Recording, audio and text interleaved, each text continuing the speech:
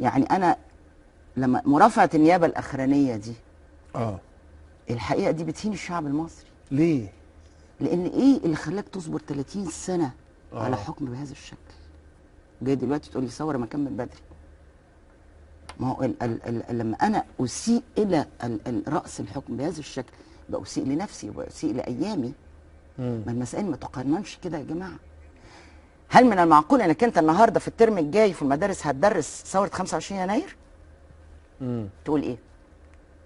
احنا لسه ما عملناش حاجه. تقول ان في ثوره اطاحت بنظام بس 3 اسطر فاسد. مين اللي قال فاسد؟ انت بتقول فاسد؟ مش انا. لا امال ايه؟ مين اللي قال فاسد؟ مش في محاكمات؟ المحاكمات هتقول. هتقول. بس احنا قلنا فاسد في الاعلام. لما قلنا فاسد في الاعلام وادنا في الاعلام وكتبنا كده الاعدام، القتله، السفاحين، ولسه المسائل في ساحه القضاء. انت نفسك قلتي فاسد قبل الثوره لما كنت بتهاجمي النظام في مناطق معينه. انت أيوة. دلوقتي بتتكلم على حاجات تانية. ما انت قلتي. انا قلت على نقط معينه كنت بهاجمها طبعا في كل حكم في الدنيا. كنت بتهاجمي الفساد يا دكتوره لميس. امال كنت بتهاجمي ايه؟ طيب فين الفساد اللي انت دلوقتي لقيته؟ مش توريهوني؟ مش تستنى القضاء؟